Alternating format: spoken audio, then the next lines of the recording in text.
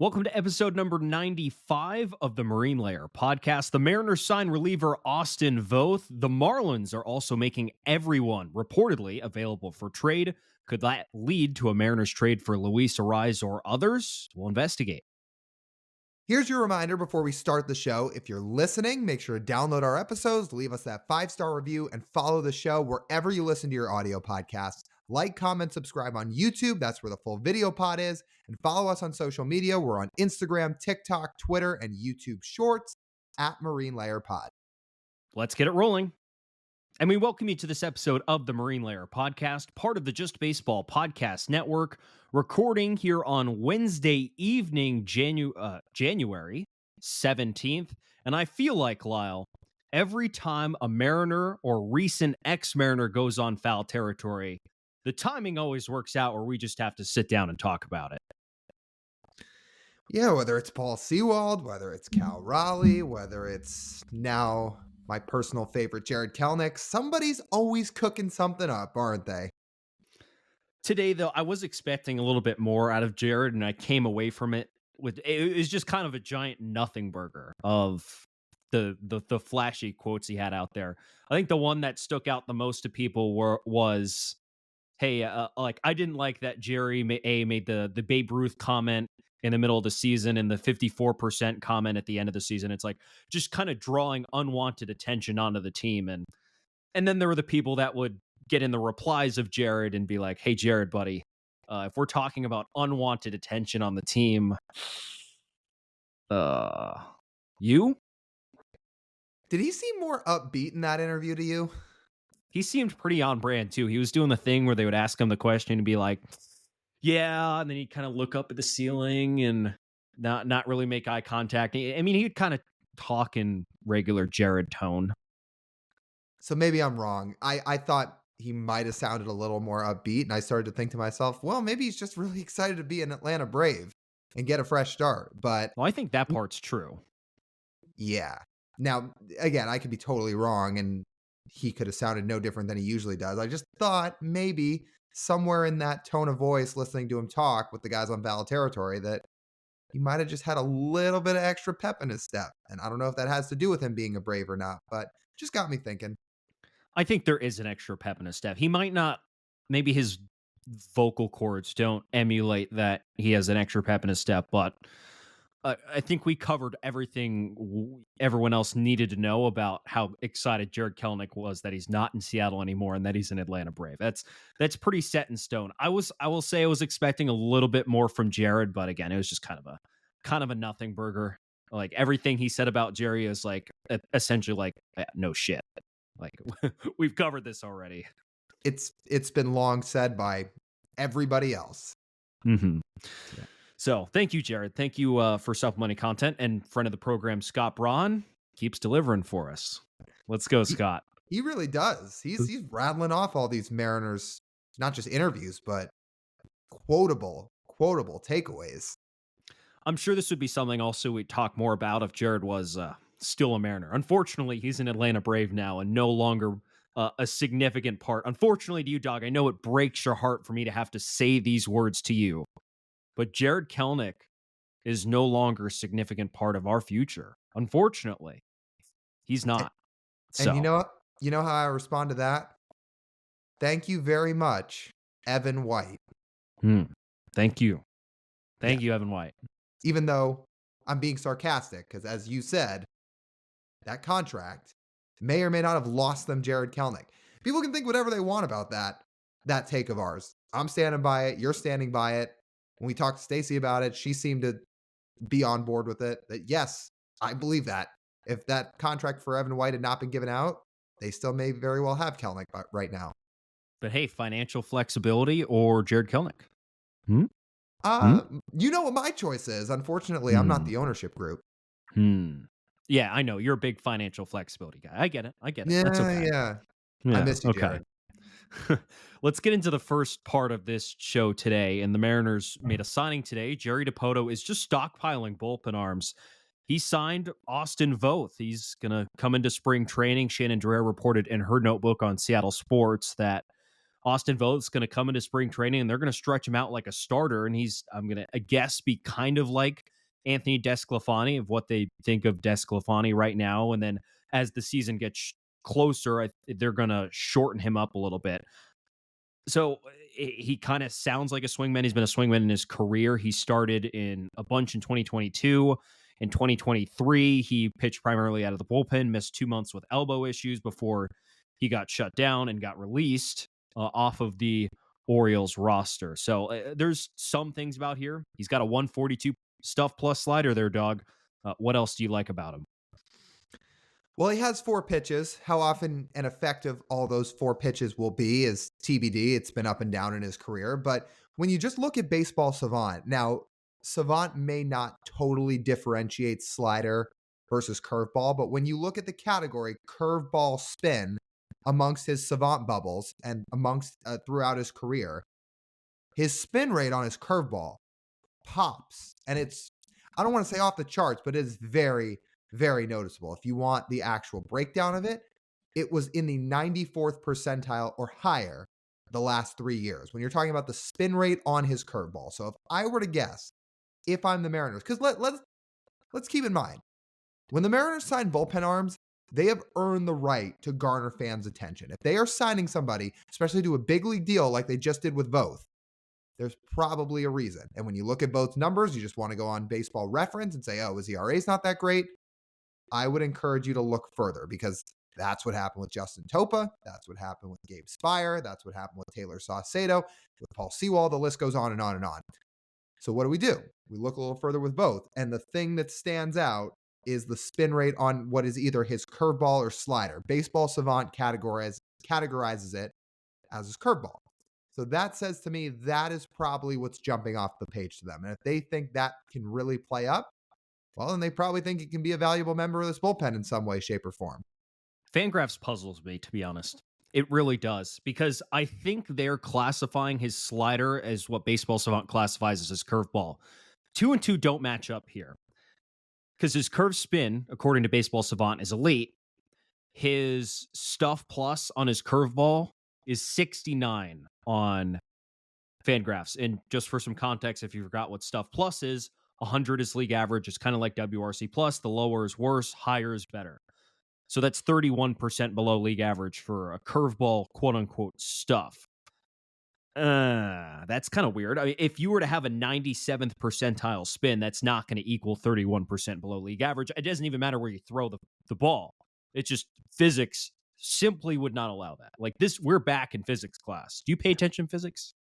No, I know the answer to that question. No, you did not. Absolutely not. No. Not only does everybody know I just despise taking high school classes, I think science was my worst subject too. Like if you want to pinpoint what, like pick your poison of subjects I just either didn't care about or just was not good at. Oh, science takes the cake. So no.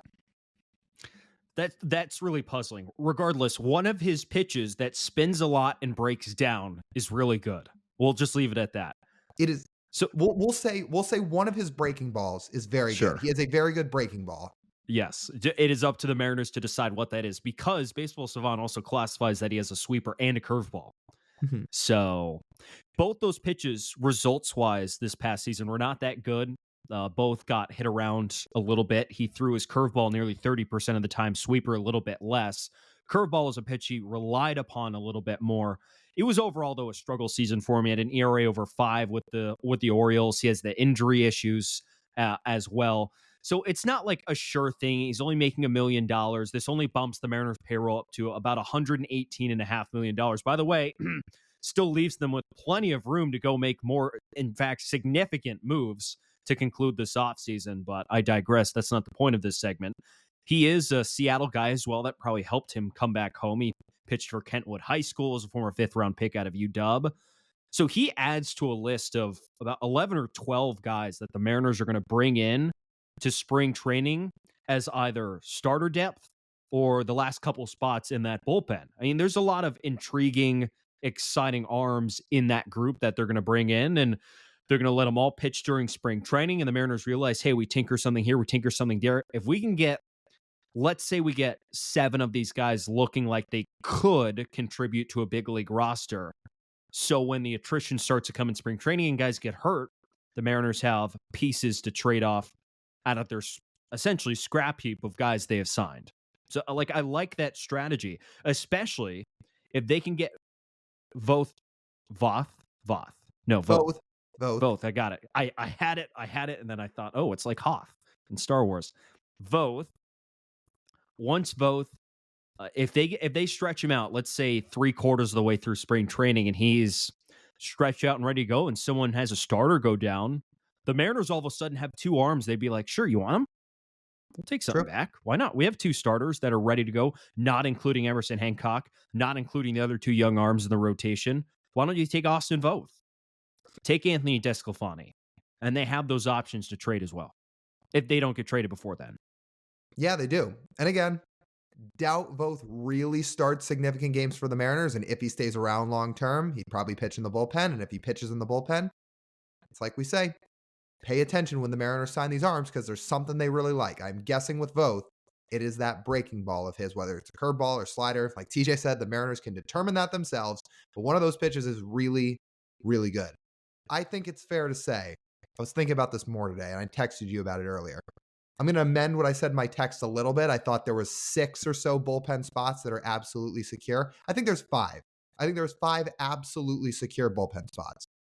Andres Munoz, Matt Brash, Justin Topa, and then the 2 lefties with Spire and Saucedo. I think those 5 are locked in. They will be in the bullpen barring injury to begin 2024.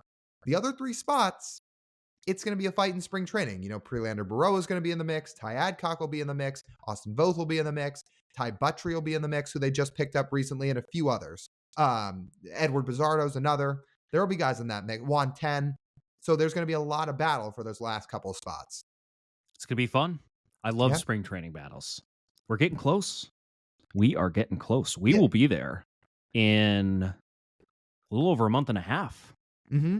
Yeah, we've had a couple people ask, oh, are you guys going to get down to spring training at all? When we have our confirmed dates, we can put it on here. We'll put it on our social channels in case anybody else is there. But we should be there around the first week of March down in Arizona. So if you're a Mariners fan, you're going to be down in Peoria in Arizona in the first week of March. Let us know. What do we always say? We love to meet up with people. We love to talk to people. So if you're going to be there, tell us. And when we have our official dates, we will update you on here, and I'm sure we'll put it on our social channels too. Exciting.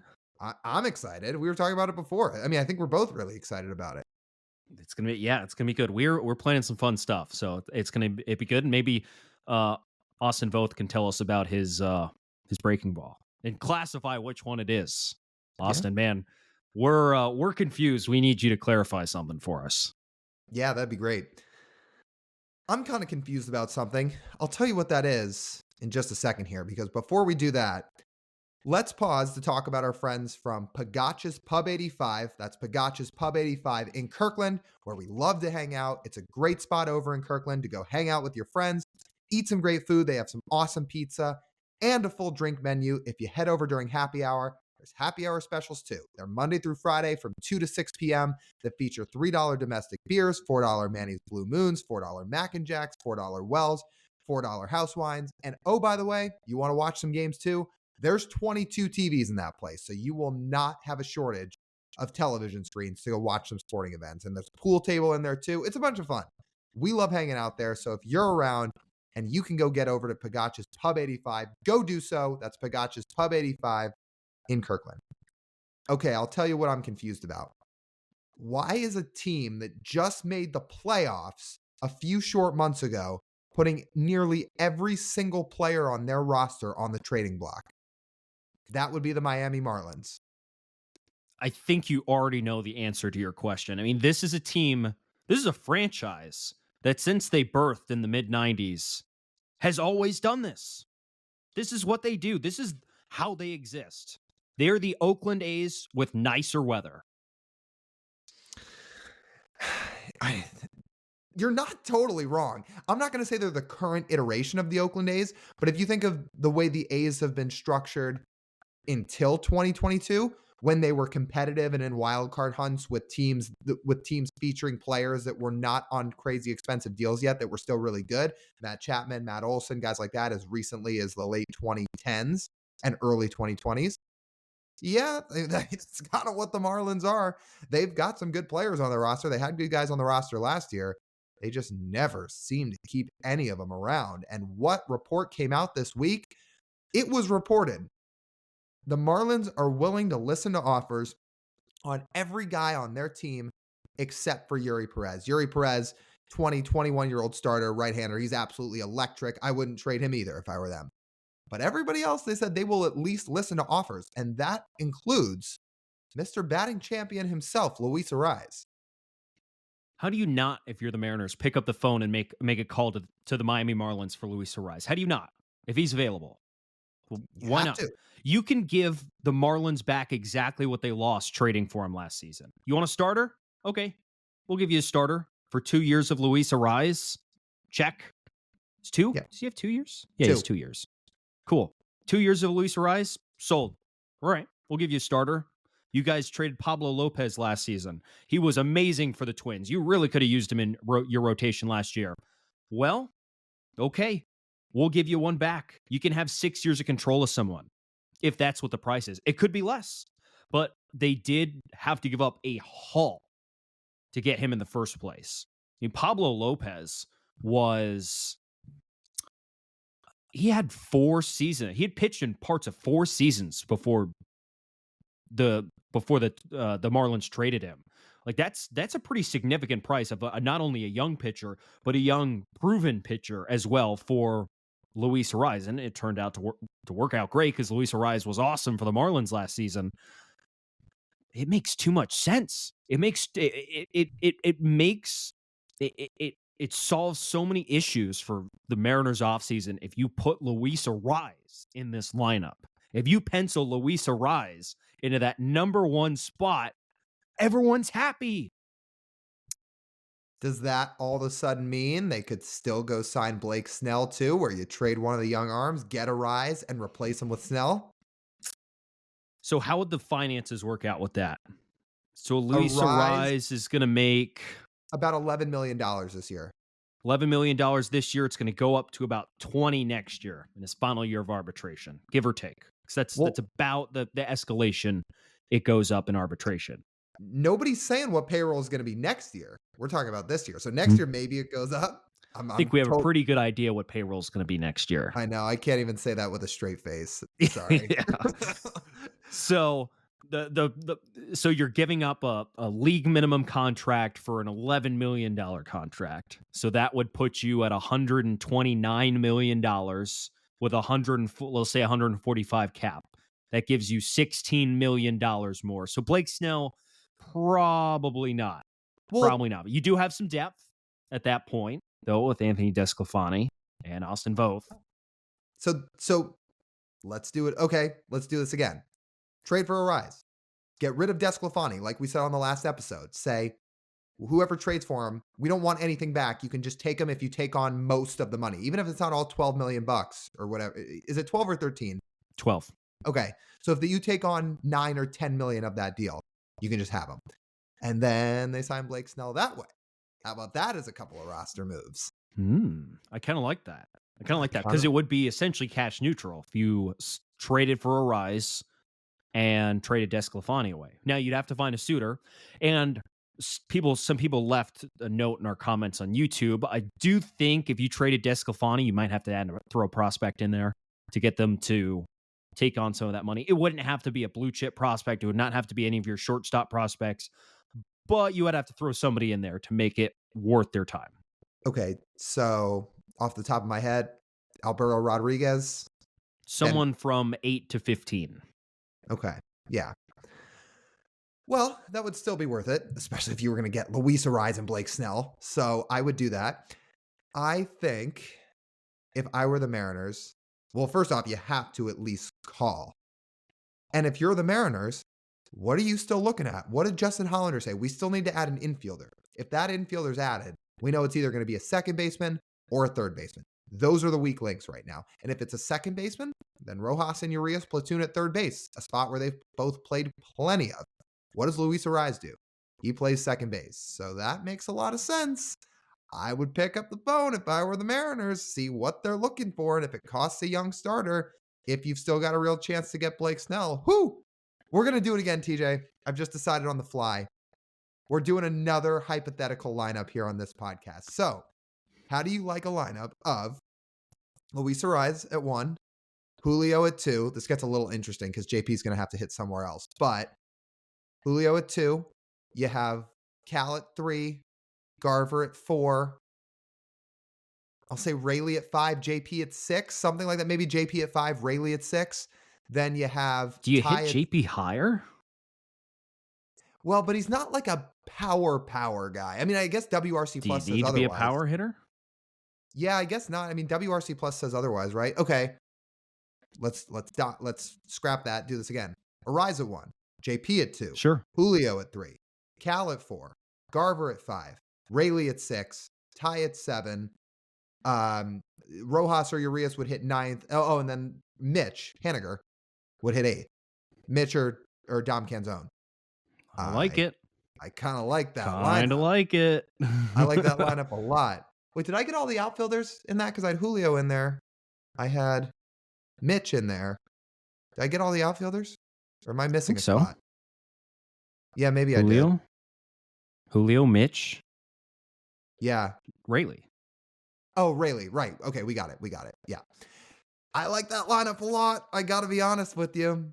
JP WRC plus over 130 last year. There's no reason he can't hit in the 2 spot of a lineup. Just because he doesn't hit a ton of home runs like some other guys do, doesn't mean he's not an impactful hitter. That's the great thing about modern baseball nowadays. So you want to hit Arraez at 1, JP at 2, Julio at 3. Yeah, sign me up for that. Just think of the ultimate combination there at the top. Luis Arraez is not a guy who's going to walk a lot. But the thing is, he balances a 5% walk rate, also with a 5% strikeout rate, an extreme contact rate. This dude makes so much contact. You might look, oh, well, TJ doesn't really hit the ball that hard. He doesn't need to, because you don't need to hit the ball the hardest. You just need to hit it in the right spots. We're talking about perfect combination of exit velocity and launch angle and direction. Luis Arraez has that down. Oh, you want a ball hit over the shortstop's head? Done. You want a ball grounded up the middle? Done. You want a ball tucked down the right field line? Done. Yep, got that. That's fine. And then right in front of JP and his improved power stroke. And then, well, do we even need to say anything about Julio, Cal, and Mitch? Sure. There we go. That works. Table setters. We have a table setter with the bat, table setter with the eye, and then masher. Run producing bunch right there. That sounds great. And just to clarify, TJ means Mitch Garver. Yeah, that's going to be a struggle for everybody this year to just separate Haniger and Garver, because everybody's just used to calling Mitch Haniger Mitch. Anyway, Luis Arraez was so built to play 40 years ago. I almost think it's hilarious he's playing in today's day and age and thriving, because he's such an old school player. He is the perfect guy to be playing back in the 1980s when batting average was everything and contact was everything. Nobody cared about walk rate back then. Nobody cared about WRC plus, obviously, back then. Although it's funny, I say that. I say Arraez is such an old school player as if he wasn't putting up a high weighted runs created plus. He still was. He was over 130 the last 2 years. So all the contact hitting he does still leads to a ton of offensive production. Hence why he makes a lot of sense for the Mariners. A whole lot of sense. And you have the pieces to trade for him, and the production you would lose in the starting rotation, you would hopefully make up in the lineup, and it would make you overall a more balanced team. You would not only go more towards your contact approach, but it does not limit the damage as well. It's great. It's affordable.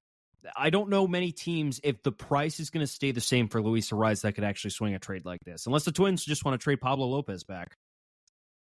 And even if the Mariners were to trade an arm, let's say it again, you could make up for it by signing Blake Snell. Thank you. I'm just saying, you could absolutely do that. Now, I should point out, I think we have to at least identify some of the weaknesses of Arraez. We have to at least acknowledge he's a really bad defender, right? Okay. Yeah. Not an issue. He hits a lot. That's fine. Yeah. I mean, hopefully Perry Hill will just work with him. And even if he's not playing Gold Glove defense, if he even got back to league average defense at second base, yeah, you take it with the bat. He's still a 3.5, 4-win guy. His range stinks, but DRS thinks he's actually an above average defender, or probably about average. I'd say +4s in the average range. So okay. Yeah. Okay, so yeah, I guess outs above average doesn't like him because of his range. I never know. Maybe OAA is the better stat to use for outfielders, and DRS is the better one to use for infielders. Maybe. You'd like both, but the Mariners are not trading for Luis Arraez for him to play a spectacular defense at second, and I believe he plays some first as well, if they need him to. Yeah, he probably would, especially if Ty France needs a day off.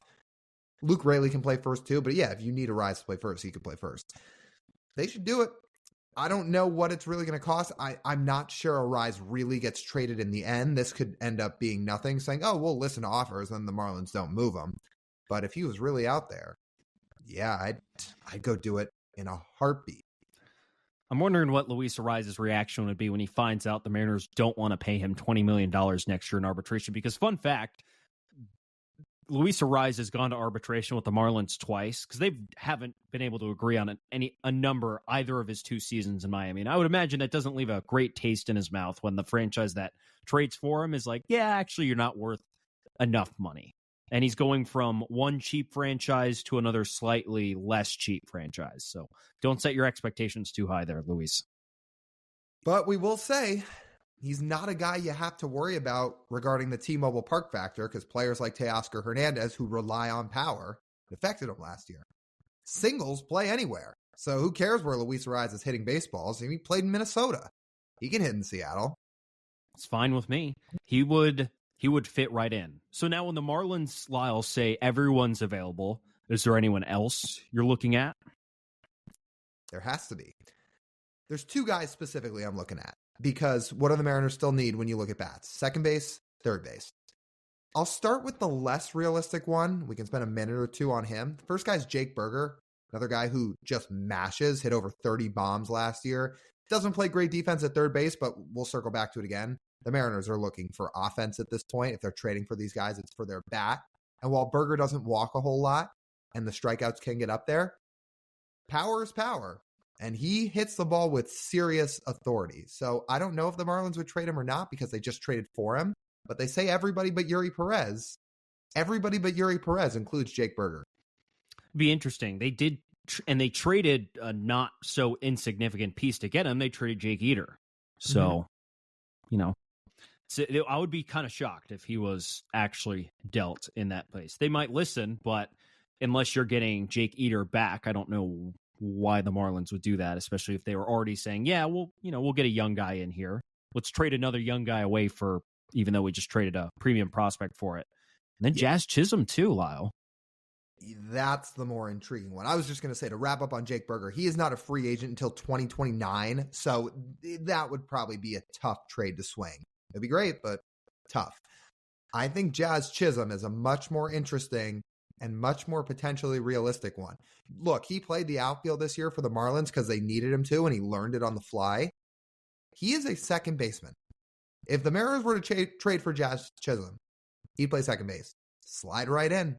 Would make a lot of sense. He'd probably cost a lot less than Berger. He'd cost less than Arraez. And it's a guy that would certainly make a lot of sense for this team. You know what the Mariners need, Lyle? They need swag. They need flash. They need flair. Not saying there's not any already, but they want to become the swaggiest team in baseball. This is your guy. This is him. They say this guy's him. Jazz Chisholm is him when it comes to this. I want the glasses. I want the chains. I want the bat flips. I want the trash talk. I want all of it. Is he dyeing his hair teal too? Ooh. Don't tempt me. That would be pretty sick. I would be all for a dyed teal hair version of Jazz Chisholm.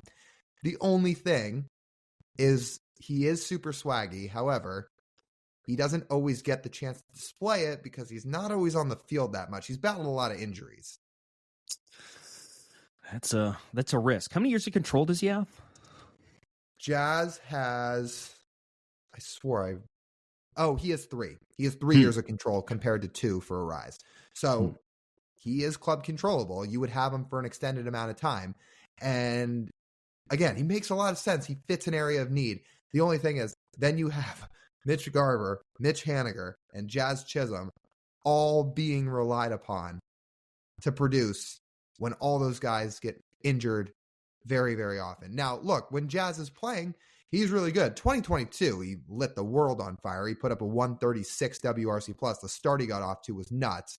And last year, he came back down to earth, but you know what? He was still above average. He was at 103. But Jazz Chisholm is still an upgrade at second base, especially if you can buy, if he can be somewhere between 2022 and 2023. Another guy where, again, he'll probably cost less than Arraez. So I would call Peter Bendix, the new GM of the Marlins, and pick up the phone on him too. And you remember, there's a reason that offense might have gone down. The Marlins asked Jazz to play center last year. Yeah. And when you're learning a new position, it's a little bit harder to focus on hitting. So, but he did do it. He's actually okay in center field. I think Jazz would make a lot of sense. I think we circled Jazz Chisholm last year because we thought there was a chance he could get traded. The Marlins are really listening to offers. Like, would Jazz Chisholm cost one of your starters, or could you just package some prospects for him? I don't think he would cost a starter. I think the prospects. Mm-hmm. And I would think long and hard about that one, because then all of a sudden, just depends what the Marlins want. The Marlins don't care about winning. That's clear. So that makes judging what the value of a trade would be with them a little bit different than some other franchises. Right. I will also warn anybody listening, Jazz is another guy that strikes out a lot. So the Mariners may have some strikeouts in their lineup again. But again, you think he's going to be a productive player, play good defense, and be able to hit pretty well at second base. You do it, especially if it's not going to cost big leaguers or significant big leaguers. Oh, okay. Well, the Marlins are essentially up for sale, Lyle, and it's up to First Avenue. What's the ownership group? First Avenue Entertainment LLP. Make it happen. It's an option. I will say, okay, so we have the two most realistic options: Arraez and Chisholm. Yeah, one doesn't strike out, one does strike out. Both bring offensive upside. Both will be expensive by the time they make it to free agency. So, to each their own.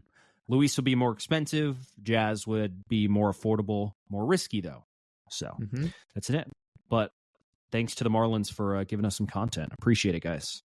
Thank you. Hopefully they can give us some more if they actually pull off one of these trades. That'd be awesome. We'll see. I mentioned earlier in the episode, there's still a move coming. There has to be one more move coming, I would imagine. Otherwise, people are going to be pissed. There is still all of that money remaining in the budget. Something's going to happen. A move from Arraez would fit there. A move for Jazz Chisholm would fit there. Said Blake Snell. That would fit there too. There's still the options there, which is nice. Let's see what happens. Can't wait. Before we get to Speak Your Mind, let's hear a word from our friends over at Simply Seattle. If you're a fan of any Seattle sports team, Simply Seattle is your place to go for all the best gear. They have shirts, they have hoodies, they have hats, they have all the good stuff.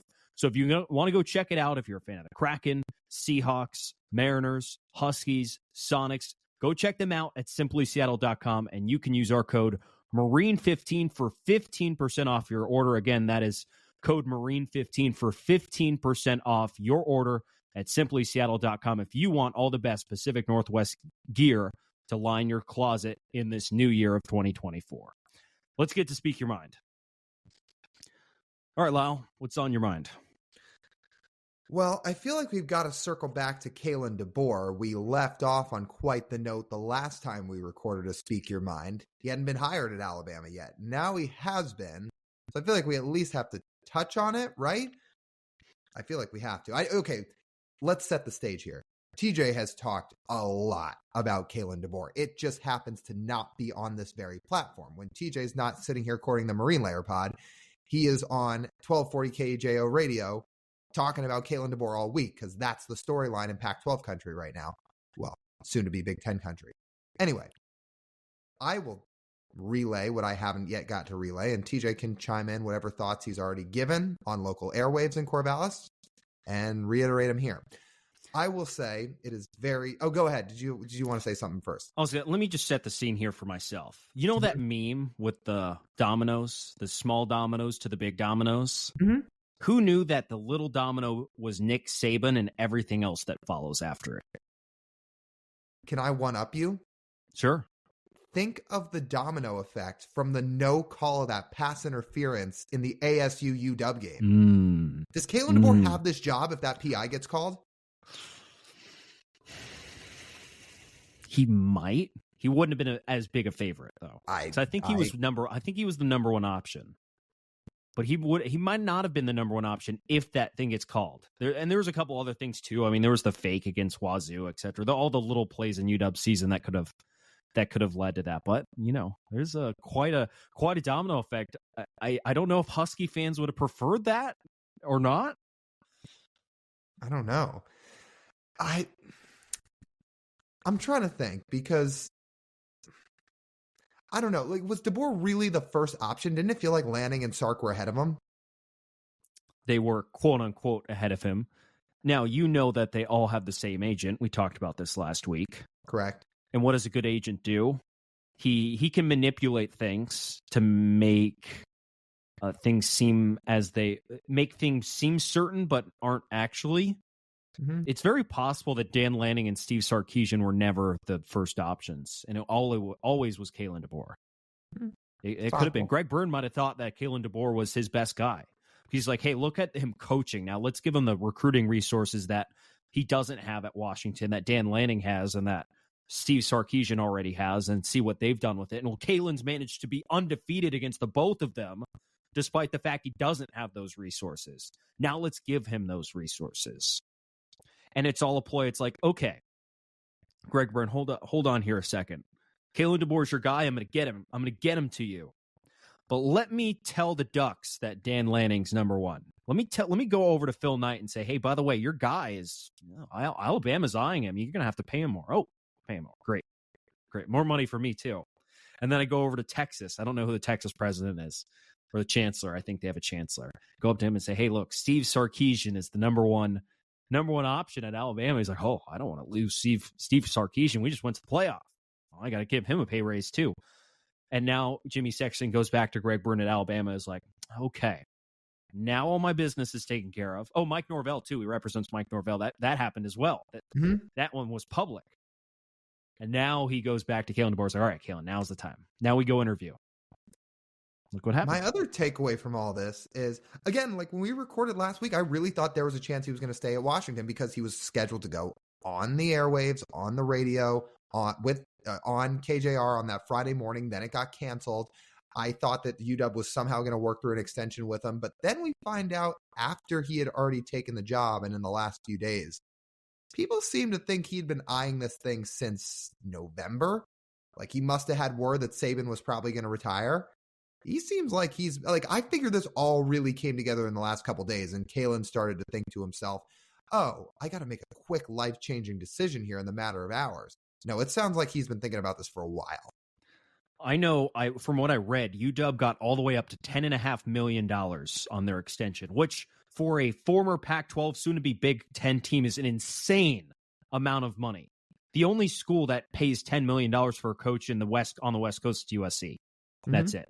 And no offense to Washington, they've had more success than USC the last decade. They're not USC. They don't have that kind of money. So the fact they offered Kalen DeBoer $10.5 million and he told them no, that gave the UW AD everything he needed to know. Like he was on Brock and Salk yesterday and he said, we put a very good contract offer. And when I hear very good, I think that means at least 9 in front of him in November. And Kalen said, didn't sign it. It's like, well, I don't feel good about this. And he's like, then I started canvassing on what could be available. Do you know the saddest thing of all of this with Kalen DeBoer? So he goes to Alabama. He'll be there until they either run him out or he wins a natty. Those are the two options. There's nothing in between. That UW at this point has to settle for someone they know won't be there longer than 2 years. That's what it's come down to. They know Jed Fish is going to be there 2 years max. The contract is structured like that. All the writing on the wall suggests he's either going to go to Florida or the NFL within 2 years. And when he was asked in his press conference yesterday on Tuesday, hey, are you going to be here long term? He didn't say yes. And they know that. And like that, but like that's the state because UW realizes how hard it is to keep someone there, even with the money. Yeah. Sad. No, It's true. Maybe Fish ends up being there a little bit longer than 2 years, but it does seem like he has his sights set on, in somewhat of the short term, going to the NFL, and this is going to be a springboard. And you remember, you know where he graduated college. He went to Florida. Right. And who's on the hot seat right now? Oh, yeah, I'd say Billy Napier's on the hot seat. Mm-hmm. So, and when Florida comes calling, I don't think it's going to be that hard of a decision for Jedd Fisch being like, so should I recruit Southern kids to Seattle, or do I just go to the South? Yeah. It's always an option. I think the main message that the Kalen DeBoer and Jedd Fisch thing has brought me over this week is that it just it sucks. Like, people complain about the players moving around so much, but like, it really all comes down to the coaches, right? Yeah. How transactional it is. Like, oh, the players don't have contracts. This is too it's too freeing everywhere. Meanwhile, like, we have acting head coaches under multi-year deals getting poached by different schools. Like, when the Michigan job comes open, Michigan could hire whoever they want from any school in the country outside of the South and just poach them. Even if they're under contract for another 10 seasons. You want to come here? You're ours. Boom, done. And that's what it is. It's a feeding frenzy. And I come to think of, like, how, if you're a young fan of college football, how do you grow up to, like, attach to anything? Like, you and I grew up with the Legion of Boom and Russell Wilson. We could attach to them. We had players we loved watching year after year that just, like, grew our interest in the sport and grew our fandom. You can, and I was going to say, with college football, you're not going to get that. You won't get that with a coach, and you won't get that with a player now. Mm-hmm. Yeah, I was going to say, you can throw in Felix and Ichiro in there too, if you want to use the baseball sense of things. Grew up loving them and watching them. Yeah, you can't get it with college football. Coaches leave, players leave. I know guys are only there 3 to 4 years player-wise anyway, but it's still the same concept applies, where it's just this constant turnstile at every school. So it makes it impossible to hold on to kind of anything. It's just just coming back to, like, the head coach thing again. Like, just let me put this clear. In the NFL, if a coach is under contract, they do not get poached because you'd have to trade for their contract. Like, there are rules against that. There's nothing of the sort in college football. It does not matter if you have ink dry on dedicating yourself to another school. It literally doesn't matter. Like, contracts do not matter. Your direct deposit hits, and that's it. If someone else wants you, you go. How broken is that, man? It stinks. Again, we're just heading down towards a path of uncertainty and realignment, and it's going to be a very wacky 5 years of college football. I mean, I don't even know if the expanded playoff in its current set with the current conferences makes it through. I really don't think so. I think it's changing too fast. I think the money's too big. I think there are going to be enough uncomfortable schools in other conferences like Florida State that don't want the status quo to remain, and they're going to do whatever they can to break it. And again, I mentioned on here, like, once Florida State breaks out of the ACC, then it's going to be a bloodbath, is what it is, because that would set precedent for Clemson to leave, Miami to leave as well. All those other ACC schools would be gone. And then what if, that precedent is set for Big Ten and SEC schools that don't want to fund the likes of Indiana, Purdue, Vanderbilt, etc., Missouri. Like, they're like, sorry, we just don't want to really share with you anymore. And that stuff happens. Here's one last conspiracy I will share. I'm kind of owning your speak your mind here. Yeah, I've already talked about this so much this week, so I might as well wrap up my thoughts. So did you see what the news that came out with ESPN and the NFL this week? You'll have to remind me. Yeah, this is turning into the Joe Beaver show here. That the NFL is going to buy a stake in ESPN. Oh, are they? Okay. So without all the complications of what happens with the league there, what I think of this in one step there.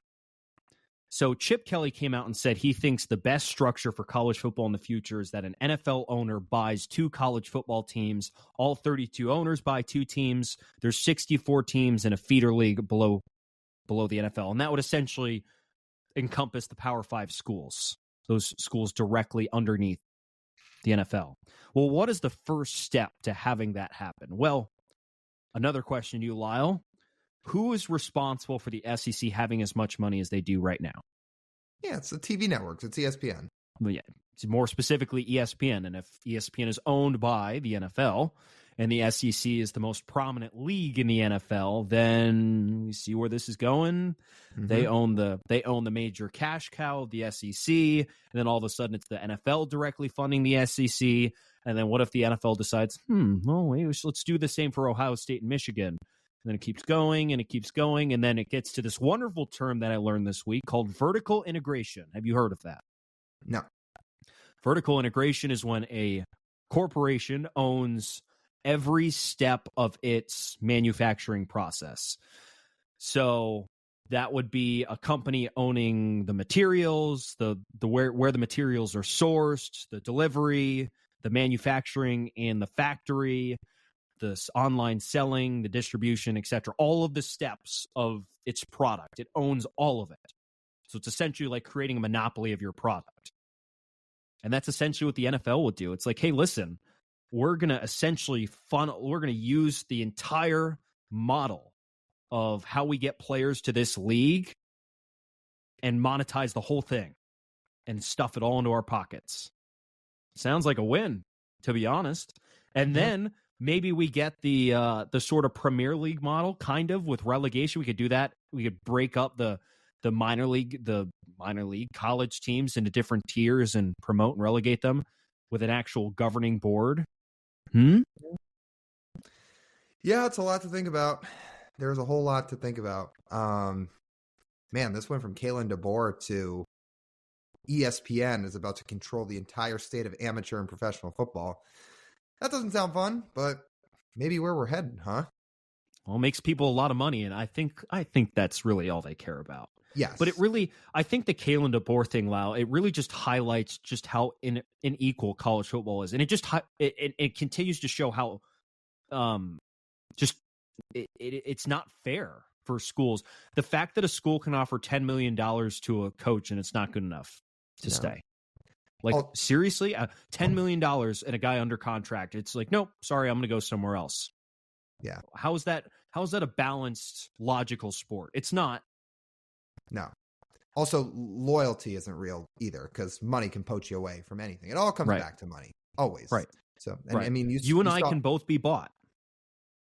Like, UW players were pissed off, and they had every right to be, but this is what it all comes down to. And it's the same with every coach at every school that might have a chance to move up. This is what happens. And then it creates this whole turnstile of guys in the transfer portal and everything. Yeah. It's in a crazy spot. Like you said, these 5 years will be nuts. If you want one other thing that's on my Speak Your Mind before we turn it over to you, not like a whole New York update or anything, but as we sit and record this podcast, just before that, if you want to know what I'm up to in good old Manhattan, I met up for the first time with friend of the pod, Giraffe Neck Mark, who was back on with us in April. So that was pretty fun. If you want to know what one of the biggest baseball YouTubers in the world is like, well, he's just like the rest of us. We sat there, had a few drinks, and talked about baseball for about 3 hours. So it was a blast. I'm glad I finally got to meet him. And yeah, I figured that's kind of how he'd be, but I'm glad it was very, very much how I expected. So in case you wanted just a tiny little mini update on what am I up to in New York these days, I just did that. That's good. I loved having Mark on. We're going to have him back on once the season gets underway. He's awesome. I'm glad you got to meet him. I hopefully sometime in the future we'll get to meet him in person. Yeah. So he said he hasn't been to spring training in Arizona in a couple of years now, but he said he's planning to go back this year. And he said he actually goes usually around that early March time. I don't even know if I told you this before we started recording it. So there's a chance we're all there at the same time. Breaking news on the podcast. Yeah. So I don't know if it's going to for sure be exactly when we're there, but it sounds like there's a chance. And yeah, maybe we'd all be in Peoria hanging out together. So that'd be pretty fun. I guess I like the sound of that. Yeah. I didn't realize, like, obviously Mark's really big and he's one of baseball's biggest YouTubers, but I didn't realize he's one of the like 4 true original baseball YouTube creators that really got big. Like the true original 4 before more started to form. It was him, it was Fuzzy, it was Foolish, and it was John Boy. So like those were like the first true 4 to really take on a real following. So that's cool. Yeah, like just something else I learned about him today.